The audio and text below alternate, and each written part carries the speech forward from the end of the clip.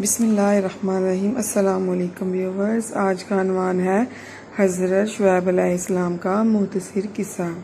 جو ہمارے چینل پر نئے ہیں پلیز سبسکرائب کرنا مت بھولیے گا اور بیل آئیکن کو ضرور دبا دیجیے گا تاکہ ہماری آنے والی ویڈیو کا نوٹیفیکیشن آپ کو جلد سے جلد مل سکے۔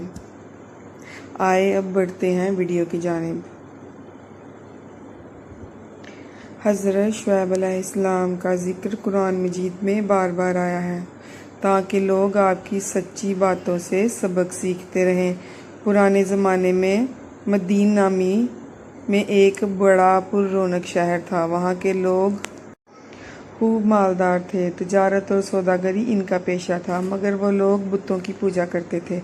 سودا بیچتے وقت کم تولا کرتے تھے، اسی طرح کم ناپا کرتے تھے۔ اللہ تعالیٰ نے حضرت شعیب علیہ السلام کو ان کے پاس نبی بنا کر بھیجا۔ حضرت شعیب علیہ السلام نے ان کے ساتھ بڑی نرمی اور عاجزی اور پیار سے ان لوگوں سے کہنا شروع کیا، اے لوگو، تم صرف ایک اللہ کی بات کیا کرو، ناپ تول پورا کیا کرو، لوگوں کو ان کی چیزیں کم نہ دیا کرو، زمین پر فساد نہ پھیلایا کرو، اور تم سڑکوں پر اس غرض سے نہ بیٹھا کرو کہ اللہ تعالیٰ پر ایمان لانے والوں کو دھمکیاں نہ دو اور اللہ کی راہ پر رکو۔ تم کتنے تھوڑے تھے، اللہ تعالیٰ نے تم پر مہربانی کی، تم کو اولاد دی اور تم بہت ہو گئے۔ دیکھو، فساد کا نتیجہ ہمیشہ برا ہوتا ہے۔ اگر تم مجھ کو جھوٹا خیال کرتے ہو، دوسروں کو میرا سچا ہونے پر پورا یقین ہے۔ تم صبر کرو یہاں تک کہ اللہ تمہارے اور ہمارے درمیان فیصلہ کر دے۔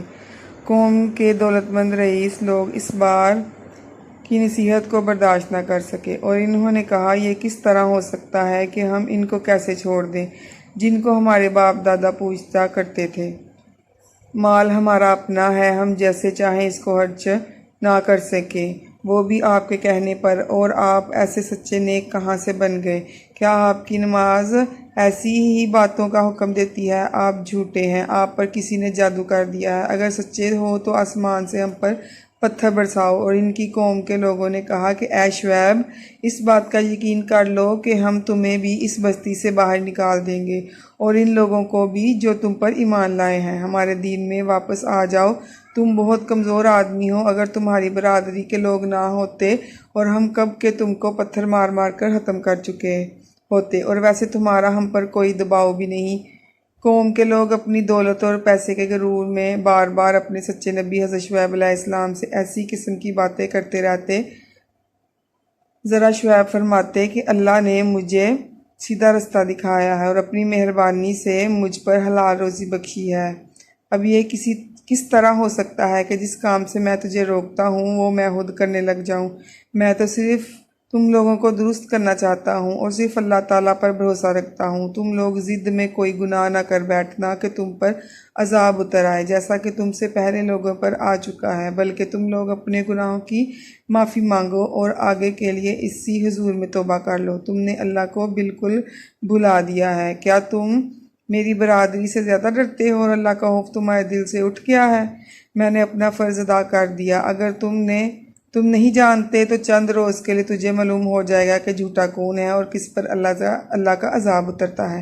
آخر اللہ کا عذاب آ گیا۔ حضرت شعیب علیہ السلام اور ان پر ایمان لانے والے تو بچ گئے، اور جو لوگ اللہ کی نافرمانی کرتے تھے اپنے گھروں میں بیٹھے کے بیٹھے رہ گئے، گویا ان مکانوں میں کبھی بسے ہی نہ تھے۔ بس اللہ تعالیٰ کے سوا دوسروں کی بات کرنا اور اللہ تعالیٰ کو بھول جانا اور غیروں کو یاد کرنا اور رسول اللہ کی باتوں کو نہ ماننا، دل کی خواہشات کو پورا کرنا، کم ناپنا، کم تولنا، امن و آرام کے بعد بھی زمین پر فساد پھیلانا، دولت کا گھمنڈ کرنا اللہ کو بے حد ناپسند ہے۔